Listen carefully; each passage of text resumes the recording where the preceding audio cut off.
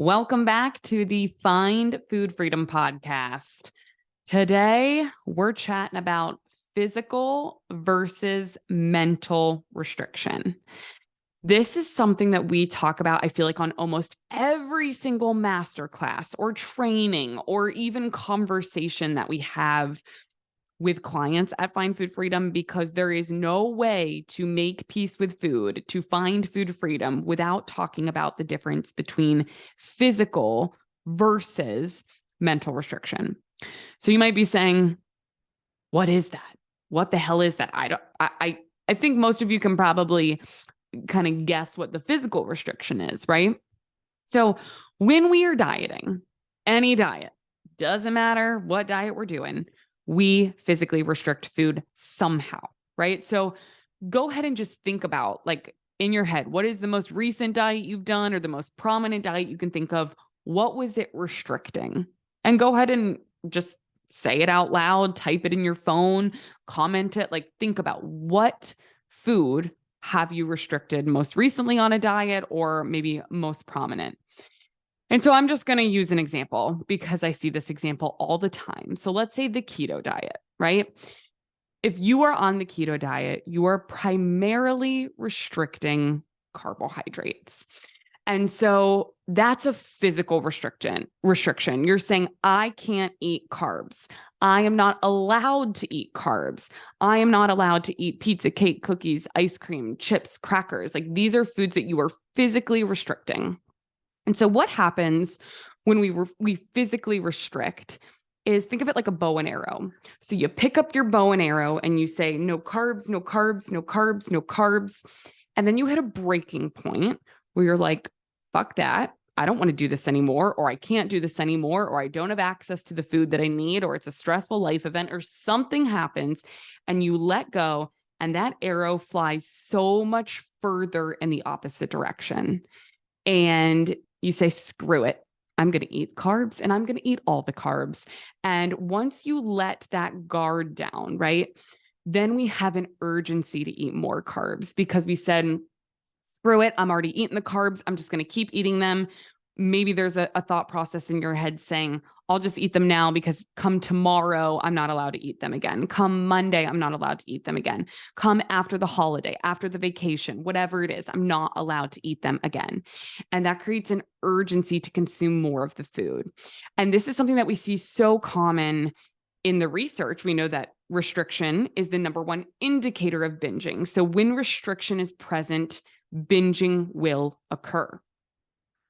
Now, we're talking physical restriction, right?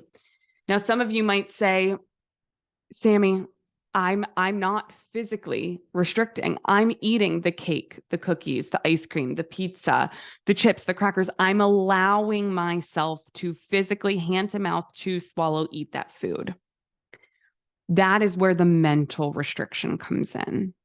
And this is where I ask you, are you having this kind of dialogue in your head while you're eating those foods? So are you saying, I shouldn't be eating this? Why am I eating this? You're such a bad person for eating this. You're disgusting. I can't believe you're eating this. You're not allowed to have that. You really shouldn't be eating that. Do you hear that dialogue while you're eating the cake, the cookies, the ice cream, whatever that food is that we talked about? And if the answer is yes, that is a mental restriction. That means that there is still a restriction present mentally. Sure, you may be physically eating the food, right? You might be chewing it, swallowing it, putting it in your body, but you're not actually allowing yourself to eat the food.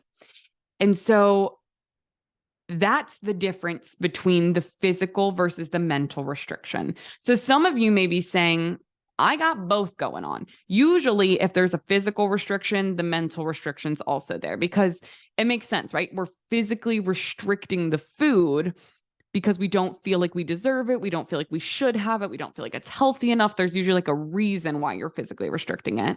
So then you're going to have a funky relationship with that food. There will be usually morality associated to the food.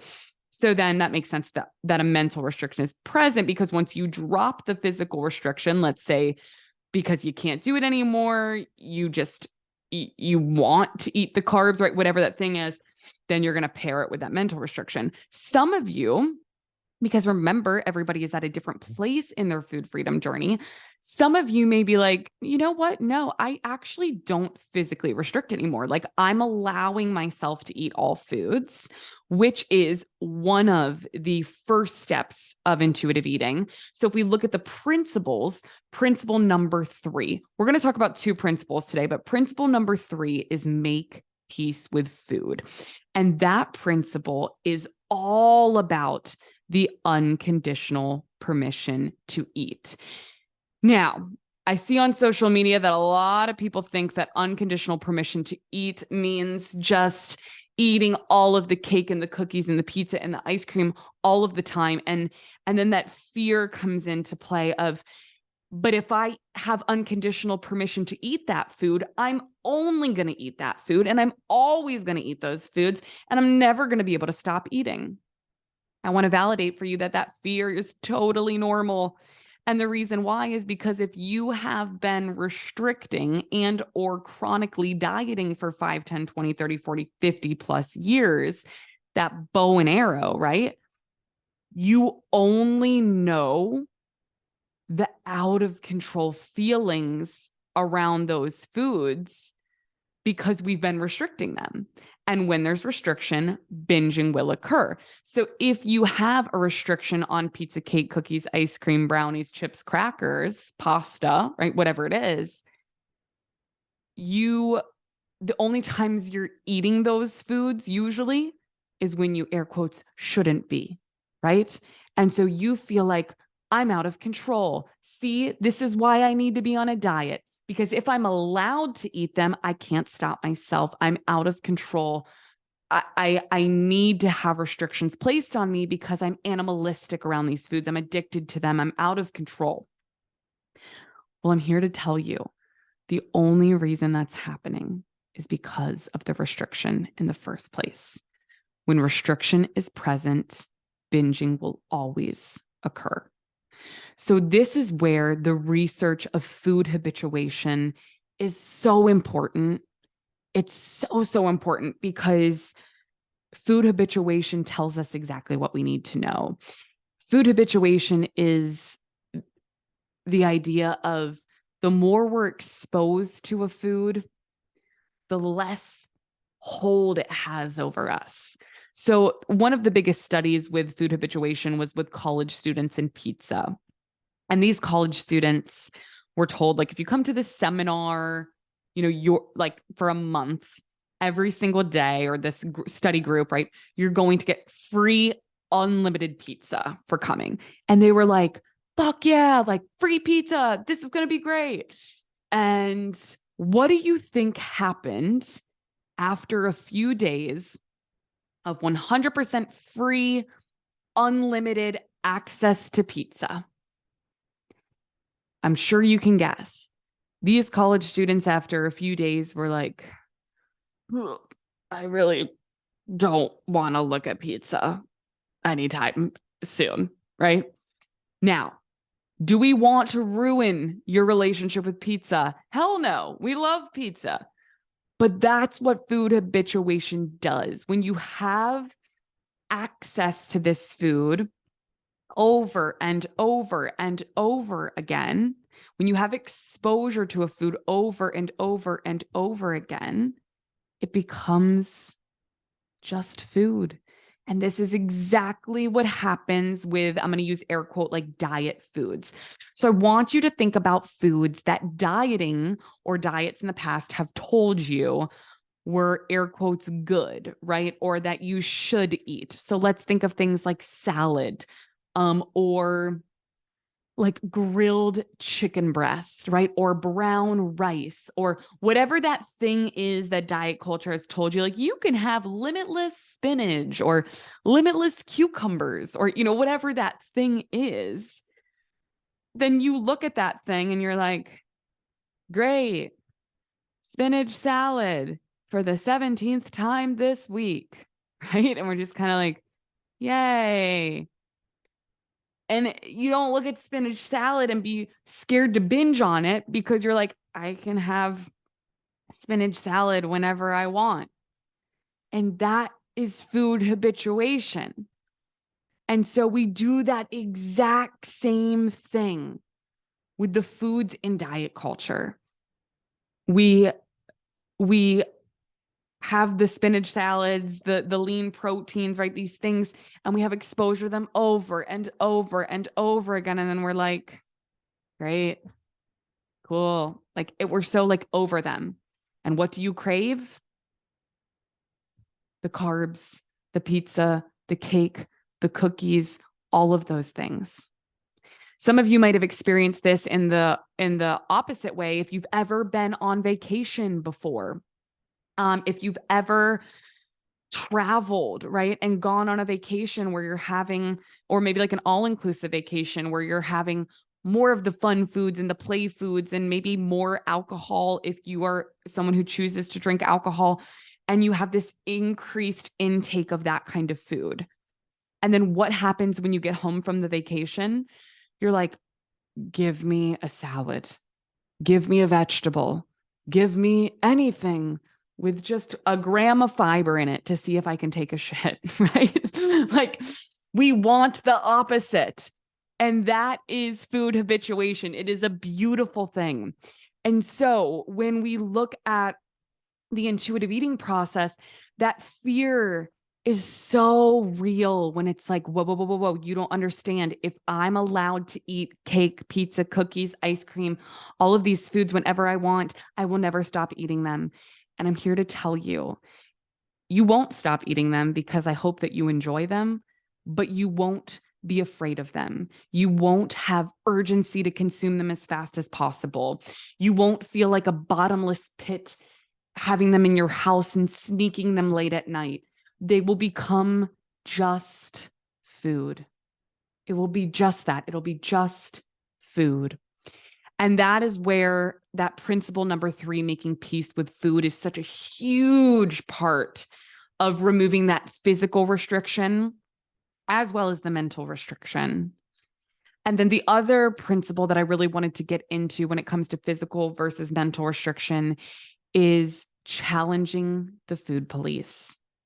Challenging the food police is, that principle is all about really identifying the voices that exist in your head.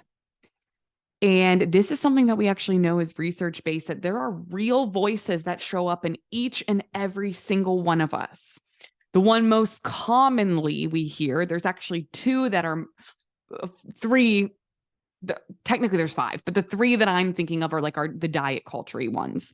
So the first one is the food police. So let me know, say it out loud, write it down, whatever. Think about a time. Have you ever heard the food police? The food police is the voice in your head. It's the driver of the mental restriction.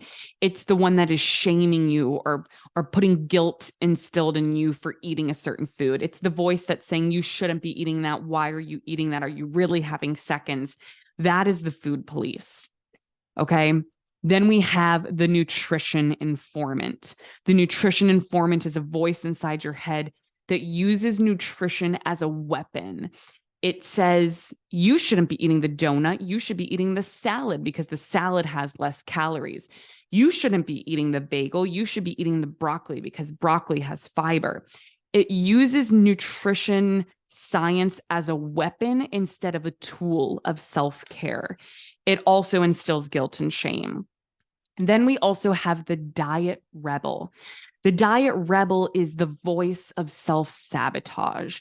It's the voice that when you drop the rules for a second, right? When we finally say, screw it, I'm eating the carbs.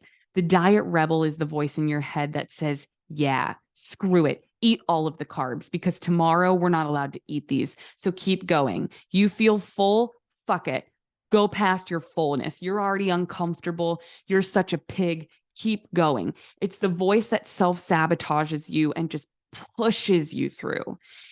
And so between the food police, the nutrition informant, the diet rebel, these are all voices that we know through intuitive eating exist.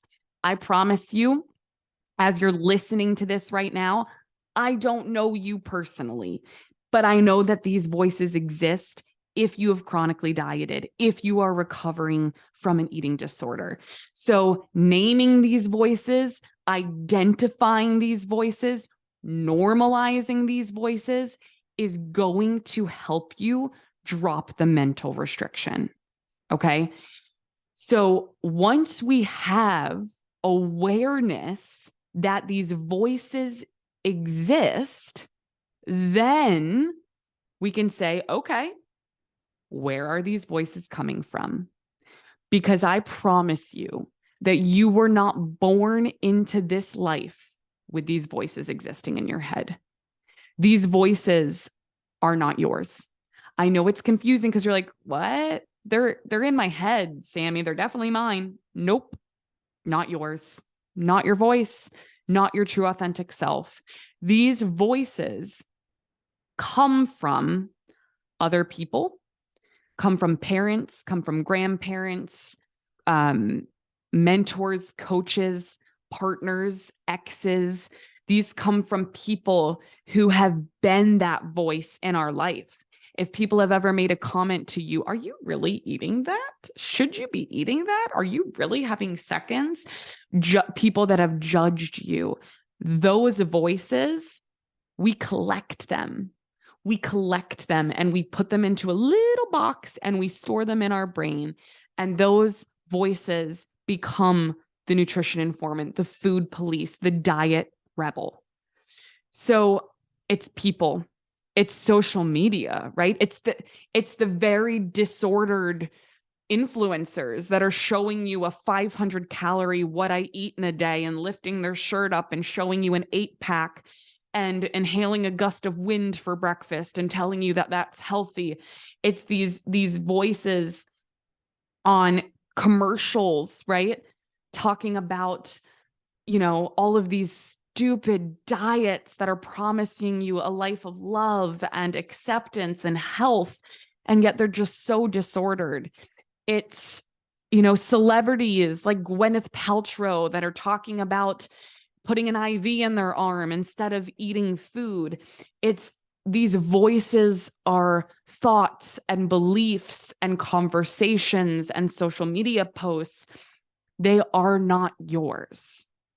And just like you were taught these thoughts and these beliefs and these opinions from other people, you have the power to identify them, to recognize them, and to respond to these voices, say you're not welcome here, and rewrite the narrative of what you want the voices to be in your head. There are voices such as we call the food anthropologist, who is like the neutral observer in the room. There's the intuitive eater as well.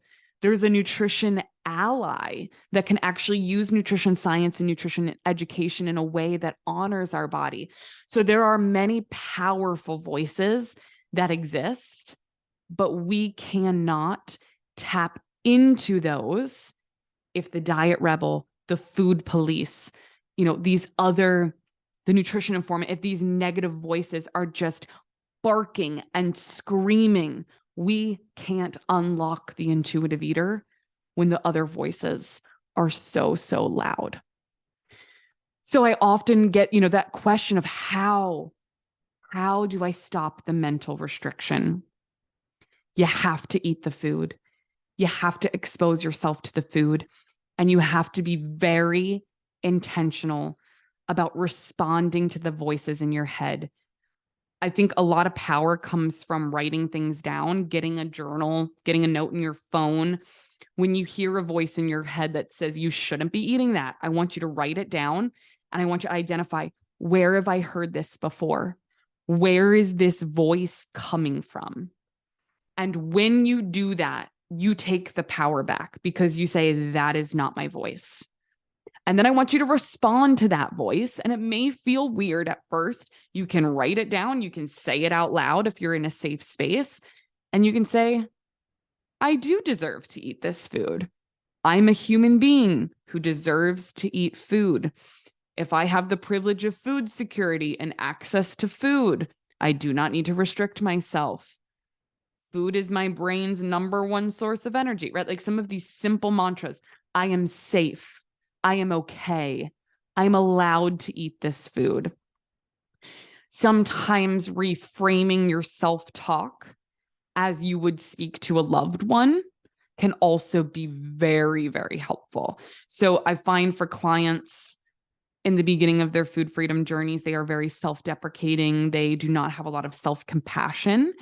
And so that is a part where we need to flip that narrative and say, okay, how would I speak to my daughter? How would I speak to my best friend? How would I speak to my sister if she was struggling?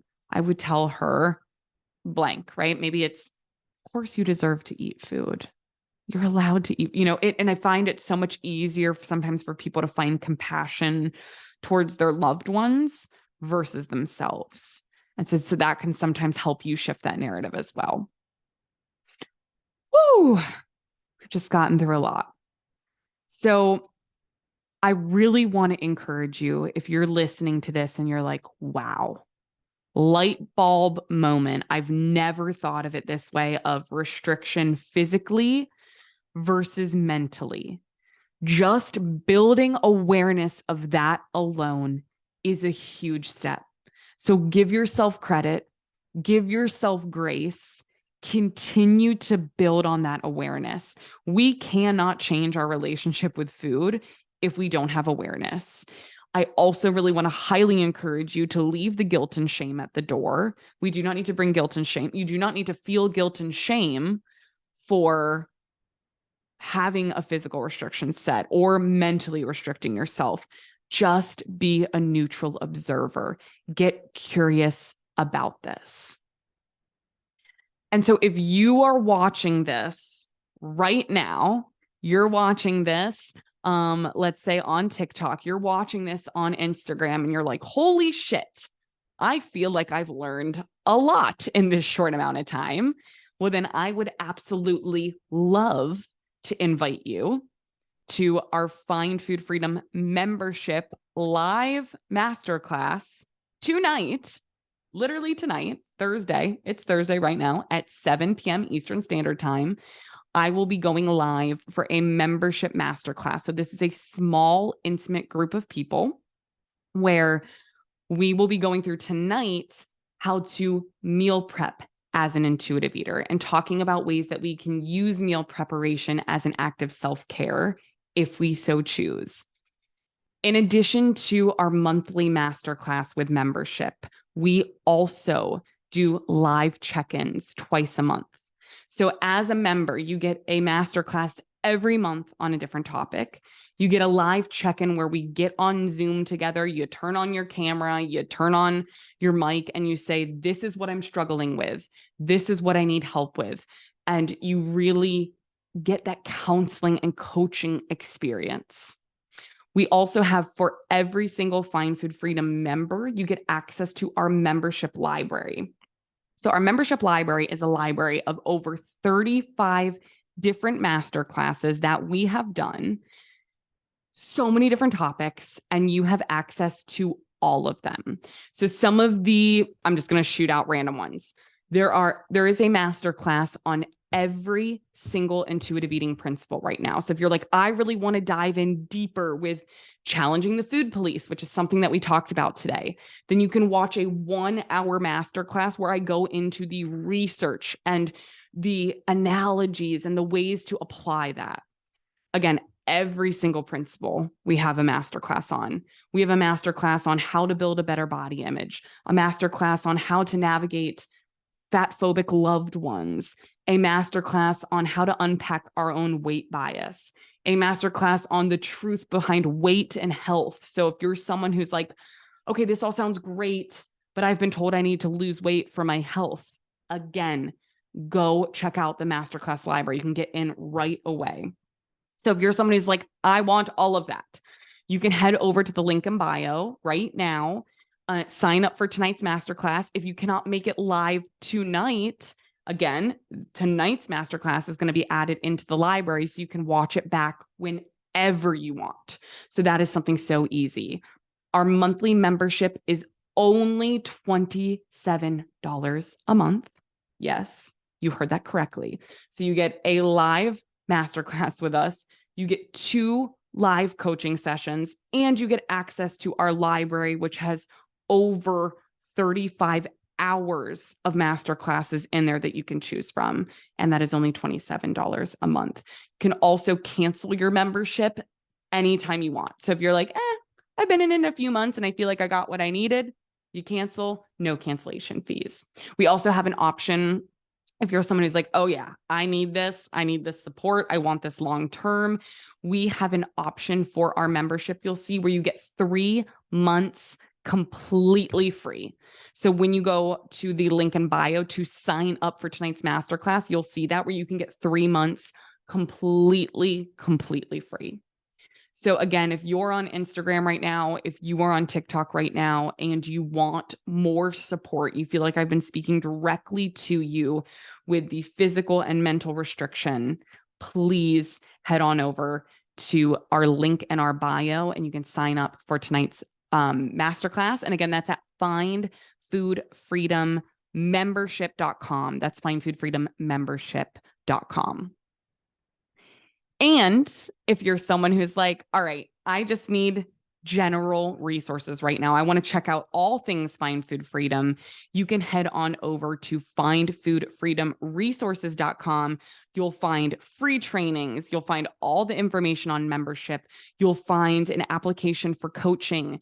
If you want one-on-one coaching, you're like, I want one-on-one support. I want to work with your team of intuitive eating professionals, and I really want to overcome these obstacles I have with food and body image, then again, you can go to findfoodfreedomresources.com and you will find everything that you need there.